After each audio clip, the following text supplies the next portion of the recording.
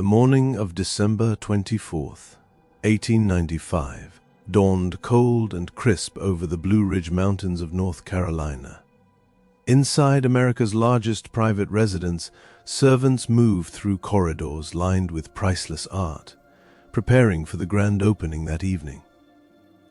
George Washington Vanderbilt II stood in his massive library, surrounded by 10,000 books, gazing out at the estate he had spent 6 years building. He had no idea he would only enjoy his dream home for less than 20 years. He had no idea that the fortune built by his grandfather, a man who once admitted he would crush anyone who stood in his way, would eventually crumble. And he certainly had no idea that his magnificent palace would become known as much for its ghost stories and tragedies as for its beauty. The story of Biltmore begins not in the mountains of North Carolina, but on the waterfront of Staten Island, New York. In 1794, a boy named Cornelius Vanderbilt was born into poverty. His father was an illiterate boatman. His mother came from a farming family. Young Cornelius quit school at age 11 to work alongside his father, ferrying cargo between Staten Island and Manhattan. He was barely literate himself. But what he lacked in education, he made up for in ambition and ruthlessness. At 16, Cornelius borrowed $100 from his parents to buy his first boat. That single vessel was the foundation of what would become one of America's greatest fortunes. Cornelius worked as a ferry captain during the War of 1812, supplying government outposts.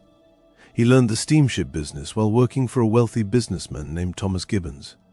But Cornelius didn't want to work for anyone. He wanted to own everything. By the 1820s, Cornelius had started his own steamship company. His business tactics were brutal. He would cut fares so low that competitors couldn't survive. He'd offer luxury that no one else could match, then strangle rivals until they paid him to go away. Some competitors actually paid Cornelius not to compete with them. He earned the nickname the Commodore, but he might as well have been called the Shark. Cornelius didn't just want success, he wanted domination. The Commodore's personality matched his business style. He was crude, profane, and completely indifferent to what anyone thought of him. He cheated business partners. He bribed politicians. When someone stood in his way, he crushed them without hesitation. In 1859, the New York Times wrote about Cornelius, comparing him to medieval robber barons who extracted tolls from helpless travelers. The term robber baron would stick to men like Vanderbilt forever. By the 1860s, Cornelius shifted his focus to railroads. He bought the New York and Harlem Railroad, then the Hudson River Railroad, then the New York Central. He consolidated smaller lines into one massive system. For the first time, people could travel from New York to Chicago on a single railroad line. It was revolutionary. It was also incredibly profitable. Cornelius became the richest man in America, but behind the fortune was a family in turmoil. Cornelius was a terrible father. He had 13 children with his first wife, his own cousin Sophia Johnson. He favored some and despised others. His son Cornelius Jeremiah struggled with epilepsy and gambling addiction. The Commodore had him committed to an asylum. Twice, he did the same to one of his daughters. When Cornelius died in 1877, his fortune was estimated at over $100 million. That's equivalent to roughly $3 billion today. He left almost all of it to just one son, William Henry Vanderbilt. To his wife and 8 daughters, he left comparatively tiny sums, $500,000 each, a fortune to most people, but a pittance compared to the empire he'd built. William Henry doubled the family fortune. He was smarter than his father gave him credit for, but he also inherited his father's reputation for ruthlessness.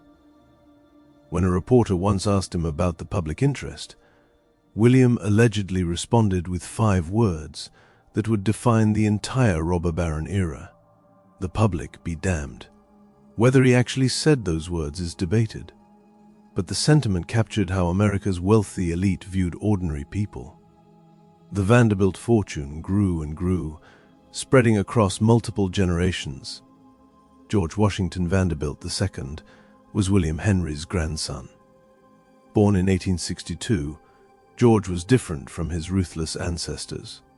He was quiet, intellectual, and shy. While his relatives threw lavish parties and married into European nobility, George preferred to read. He spoke 8 languages. He collected art.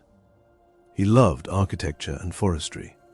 In 1888, at age 26, George visited Asheville, North Carolina for the first time.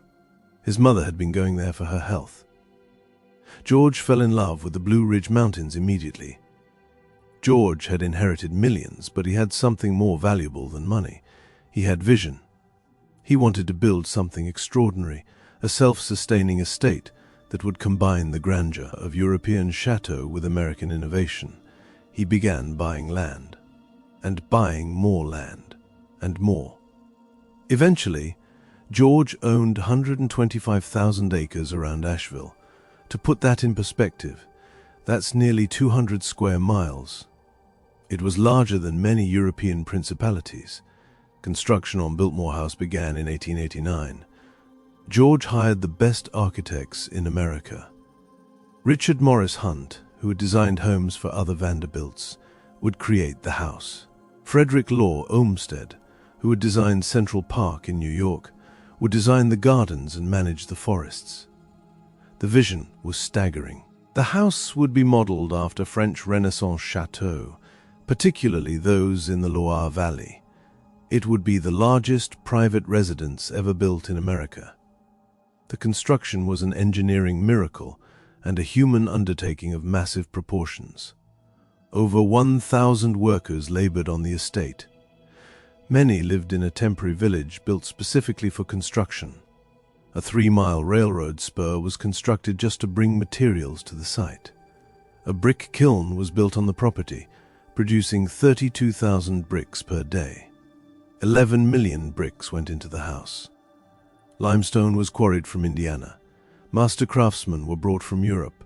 Stonecutters, carpenters, masons, all working 10-hour days, 6 days a week. But this wasn't a story of happy workers building a dream. Construction in the 1890s was dangerous work. Men fell from scaffolding. They were crushed by machinery.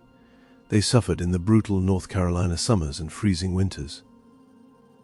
When workers were injured, they initially received no pay while recovering. Only after complaints did the estate agree to give injured workers half pay. When carpenters requested shorter winter workdays because of limited daylight, management refused. Instead, they installed electric lights in the workshops, forcing the men to continue their 10-hour shifts. There were deaths during construction, though the estate has always been careful about how these stories are told. 6 stonecutters who worked on Biltmore are buried in Asheville's Riverside Cemetery under a 30-foot memorial. For years, people believed these men died in construction accidents. The truth is more mysterious and darker. In 1895, 2 Irish stonecutters, Joseph Schenck and Patrick McKenna, both drowned in the French Broad River within hours of each other. Schenck's body was found on December 28th. McKenna's was discovered the very next day, in almost the exact same location. Schenck's death was ruled a suicide based on comments he'd made to family. McKenna's was called an accidental drowning, though the circumstances were considered highly suspicious. Did they die together? Was it a suicide pact? Did McKenna try to rescue his friend and drown in the process, or was something more sinister at play? No one knows. Asheville newspapers at the time simply noted that no particulars were given. The house that rose from this labor was breathtaking. 250 rooms spread across 4 acres of floor space, 35 bedrooms, 43 bathrooms, 65 fireplaces, 3 kitchens, a bowling alley, an indoor swimming pool holding 70,000 gallons of water, a banquet hall with a 70-foot ceiling, and that library, George's Sanctuary, with its spiral staircase and walls lined with leather-bound books. The opulence was almost obscene. While most American homes were still lit with candles and oil lamps, Biltmore had electric lights throughout. The swimming pool had underwater lighting, powered by both alternating and direct current. It had a heating system. These were luxuries that most people wouldn't see in their homes for decades. On Christmas Eve, 1895, George opened his palace to family and friends. He named it Biltmore, combining de Bilt, the region in the Netherlands where his ancestors originated, with the Old English word moor meaning rolling land. The parties that followed were legendary. The wealthy came from around the world. They drank champagne from crystal glasses. They danced in ballrooms. They marveled at the paintings by Renoir and Whistler that hung on the walls. But George was lonely. For 3 years he lived in his enormous house essentially alone, except for servants. Then, in 1898, he married Edith Stuyvesant Dresser. Edith was beautiful, intelligent, and cultured. She was also 10 years younger than George. The wedding was small and private, held in Paris. When George brought his bride to Biltmore, estate employees lined the approach road to welcome her. A giant horseshoe made of goldenrod flowers spelled out, "Welcome home." If you're enjoying this look behind the curtain of America's most famous estate, please consider subscribing to our channel. We uncover the real stories behind the grand facades of history, the parts that don't make it into the tourist brochures. Hit that subscribe button and the bell notification so you never miss our deep dives into America's hidden past. 2 years after their marriage, Edith gave birth to the couple's only child, a daughter named Cornelia. The birth was announced in newspapers across the country. The Spartanburg Journal wrote that a new star had appeared at famous Biltmore. For 14 years, the family lived together at the estate. George worked on his forest management projects. He established a dairy that became profitable. He imported cattle. He experimented with scientific farming. He proved that large estates could be self-sustaining if managed correctly. Edith threw parties and managed the household. Cornelia played in the gardens and befriended the children of estate workers. Then, in March of 1914, tragedy struck. George traveled to Washington, D.C., and suddenly fell ill. He needed an emergency appendectomy. The surgery seemed successful at first, but complications developed. George Washington Vanderbilt II died on March 6, 1914. He was only 51 years old. He had enjoyed his dream estate for less than 20 years. George's death changed everything. Edith inherited the estate, but maintaining Biltmore was staggeringly expensive. The fortune that had seemed endless was shrinking. The problem with generational wealth is that it divides with each generation. George's grandfather, the Commodore, had left almost everything to one son. But by George's generation, the money had been split among many heirs, and Biltmore consumed money like a furnace consumed coal. The property taxes alone were crushing. The staff required to maintain 250 rooms was enormous. The heating bills in winter were astronomical. Edith made hard decisions. In 1915, she sold 87,000 acres to the federal government for $5 an acre. This land would become the Pisgah National Forest. It was a fraction of what the land was worth, but Edith needed cash and wanted to preserve the forest. She consolidated operations. She reduced staff. She closed off large portions of the house. Entire wings went dark and unused. Young Cornelia grew up in this declining empire. She was only 13 when her father died. She came of age in a house that was increasingly difficult to maintain, surrounded by reminders of vanished glory. In 1924, at age 24, Cornelia married John Francis Amherst Cecil, a British aristocrat and descendant of Lord Burghley, who had been High Treasurer to Queen Elizabeth I. The wedding at Biltmore was spectacular, with guests arriving from around the world. It seemed like a new beginning. Cornelia and John had 2 sons, George Henry Vanderbilt Cecil in 1925 and William Amherst Vanderbilt Cecil in 1928. Both boys were born at Biltmore. For a moment, it looked like the estate might have a future, but the Great Depression devastated what remained of the Vanderbilt fortune. In 1930, Cornelia and John made a desperate decision. They opened Biltmore to paying tourists. Admission was $2. It was humiliating for a family that had once been American royalty, but it was necessary for survival. Then, around 1932, something happened. Cornelia left. She left her husband. She left her 2 young sons. She moved to New York's Greenwich Village and briefly studied art, then went to Paris. She never returned to Biltmore. Not once. She dyed her hair pink. She joined the Parisian art scene. She started calling herself Nilcha. She completely reinvented herself, shedding the Vanderbilt name and everything it represented. Her sons remained at Biltmore, raised by their father and grandmother. Cornelia would later remarry, but she never came back to the mountains of North Carolina. What drove her away? Was it the weight of that enormous house and its fading glory? Was it an unhappy marriage? Was it the loss of her father at such a young age? Or was it something else entirely? No one knows. Cornelia took her reasons with her. The estate continued, but barely. During World War II, Biltmore played a surprising role. The National Gallery of Art in Washington sent its most valuable paintings to Biltmore for safekeeping. Works by masters like Rembrandt and Van Dyck were stored in what had once been George's music room. The estate was far from any potential bombing targets, and its climate control systems were excellent. After the war, the paintings were returned. Cornelia's sons, George and William Cecil, inherited their grandmother's determination. They refused to let Biltmore die. They opened more of the house to tourists. They added a winery in the 1970s, built where the old dairy barn had once stood. The winery became profitable. They opened hotels on the property. They created new revenue streams. They transformed Biltmore from a private residence into a business. But the estate's dark reputation grew alongside its commercial success. Staff and visitors began reporting strange occurrences. People claimed to see George Vanderbilt's ghost in the library, sitting in a chair by the fireplace, reading during storms just as he had in life. Others said they heard someone whispering the name George through empty hallways, as if Edith was still calling for her husband.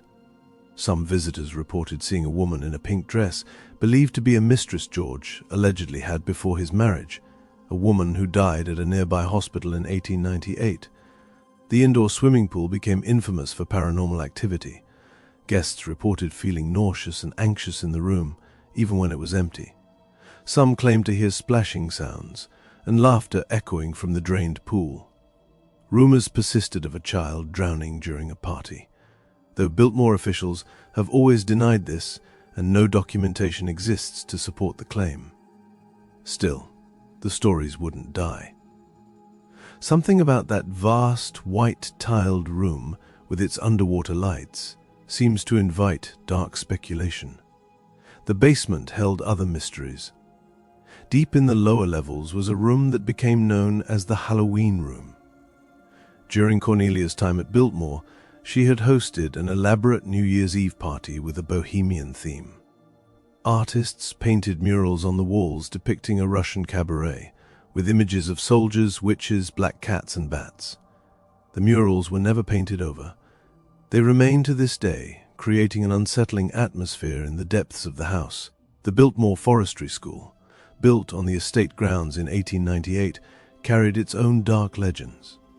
After closing in 1913, one of the buildings allegedly became a place where illicit activities occurred. Local law speaks of a woman who was murdered there, though official records are elusive. Visitors to the old compound report lights turning on in vacant buildings, and strange temperature drops even on warm days. In 1922, genuine tragedy struck the estate again. Walter Brooks, a security guard at the Shiloh Gate, confronted 5 young men who approached late at night. According to Brooks, the men told him they planned to take the place. When they advanced toward him, he opened fire. 2 young men died. Another was wounded. It later emerged that one of the men believed Brooks had killed his dog while it was chasing a deer on the property. After 3 hours of deliberation, Brooks was found guilty of second-degree murder. He was sentenced to 40 years of hard labor. The ghosts of those young men may still linger at the gate where they died. The estate's connection to tragedy continued into modern times. In the 1990s and 2000s, there were incidents involving falling trees that killed visitors and employees. The massive property, with its thousands of acres of forest, presented constant dangers that even the best maintenance couldn't entirely prevent. But perhaps the darkest aspect of Biltmore's story isn't the ghosts or the deaths. It's what the estate represents. Biltmore was built at the height of the Gilded Age, a time when America's wealth inequality reached levels not seen again until our own era. While Cornelius Vanderbilt was building his shipping and railroad empire, ordinary workers toiled for $1 a day or less. Children worked in factories. Families lived in tenements without running water. The robber barons, as they were called, accumulated wealth that seemed almost incomprehensible. The Vanderbilt fortune was built on the backs of workers who had no choice but to accept whatever wages were offered. When Cornelius ran his steamship lines, he paid his workers as little as possible. When he consolidated railroads, he eliminated competition and charged monopoly prices. When William Henry doubled the fortune, he did it by crushing smaller railroad companies.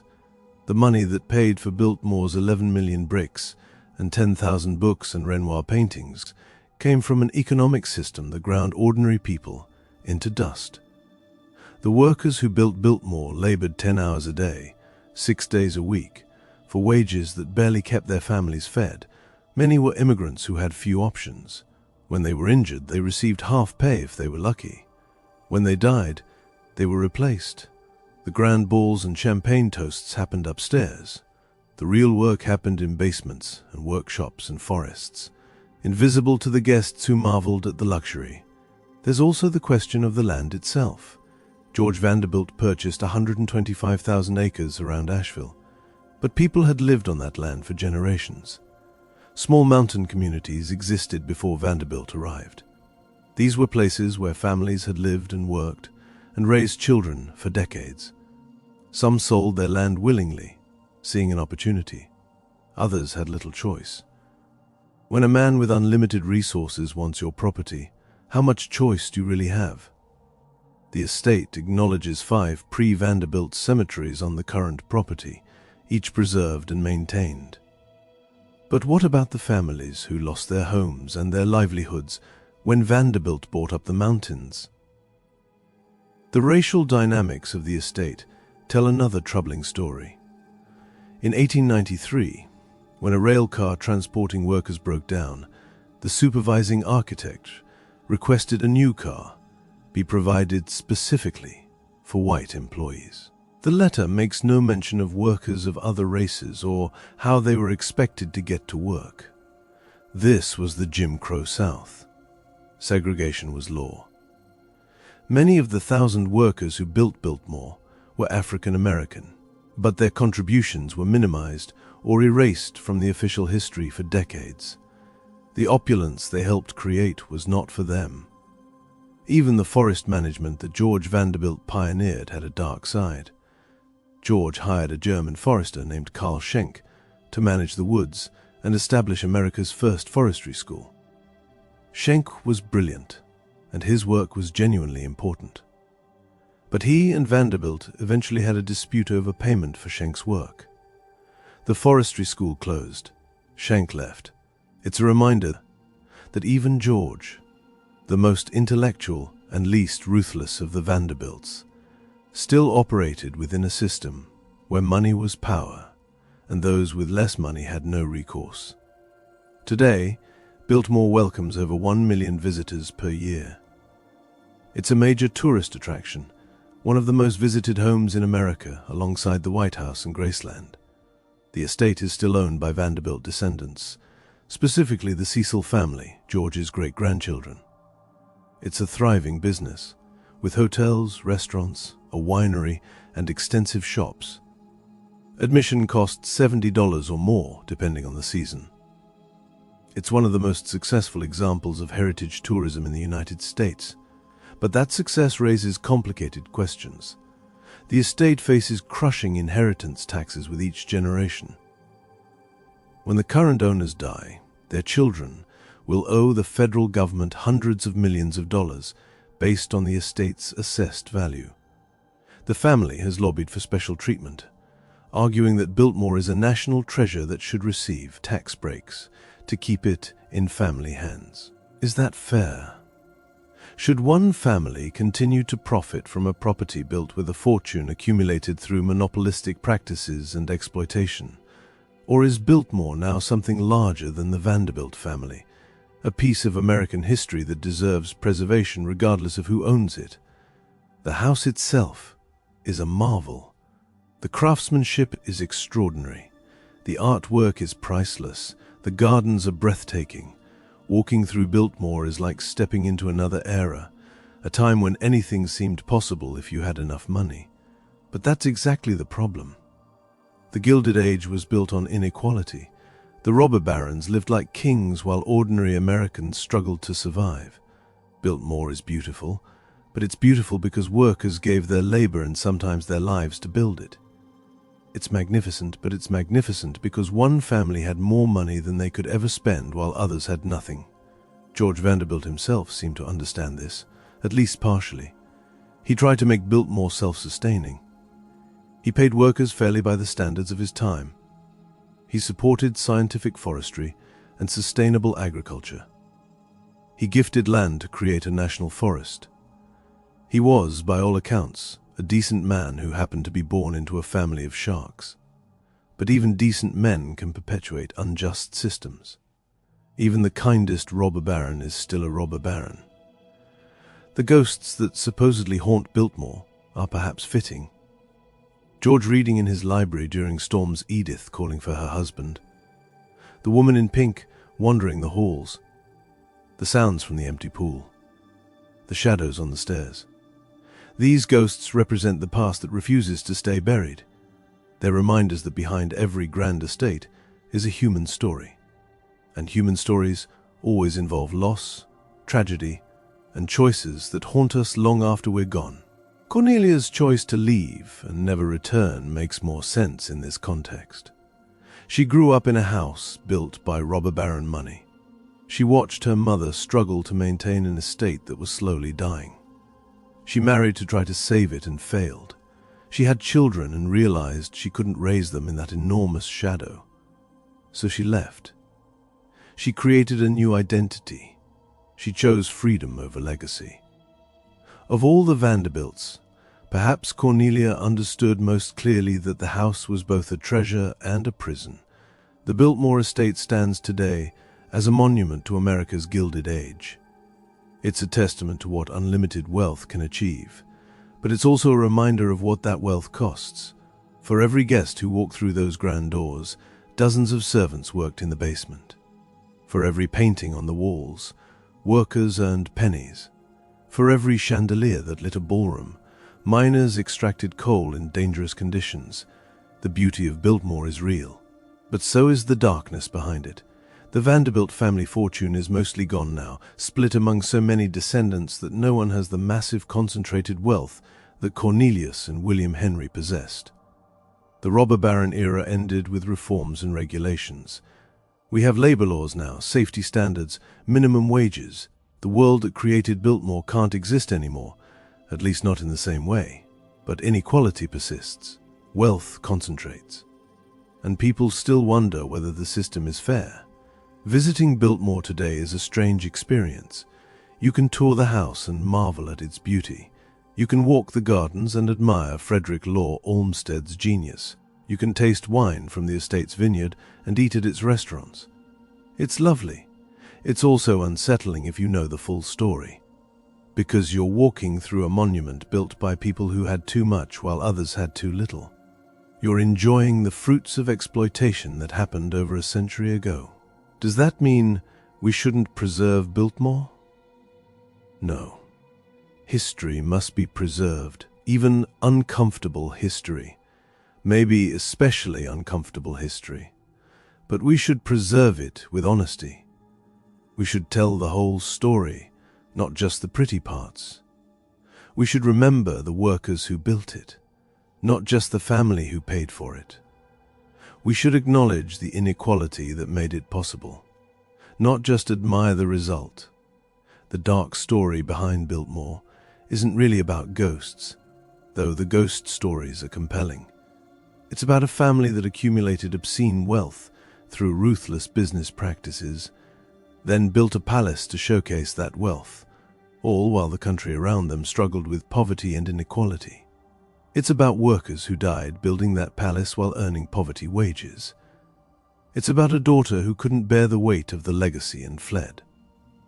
It's about the contradiction of preserving a symbol of inequality as a national treasure. George Vanderbilt's library still stands, lined with those 10,000 books. The swimming pool still echoes, though it's long been drained. The ballrooms where the wealthy once danced are now filled with tourists taking selfies. The servants' quarters are part of the tour. The whole thing has become a spectacle, a business, a brand. Maybe that's fitting. Maybe turning the robber baron's palace into a profitable tourist attraction is its own form of justice. The house that was built to showcase unlimited private wealth now generates revenue for hundreds of employees and draws visitors from around the world. It's no longer a private sanctuary. It belongs, in a sense, to everyone now. But the ghosts remain. They'll always remain, because the past doesn't disappear just because we turn it into a museum. The choices made by Cornelius Vanderbilt when he crushed his competitors still echo. The workers who died building the estate are still gone. The inequality that made Biltmore possible still shapes our world. The house stands as beautiful and terrible as ever, a reminder that grandeur and darkness often live in the same place. If this deep dive into the real story behind America's greatest mansion has given you something to think about, please like this video and subscribe to our channel. We're committed to telling the stories behind the stories, exploring the parts of history that don't make it into the guidebooks. Share this with anyone who loves history that challenges what we think we know. Until next time, remember that every beautiful thing has a shadow, and sometimes the shadow tells the more important story.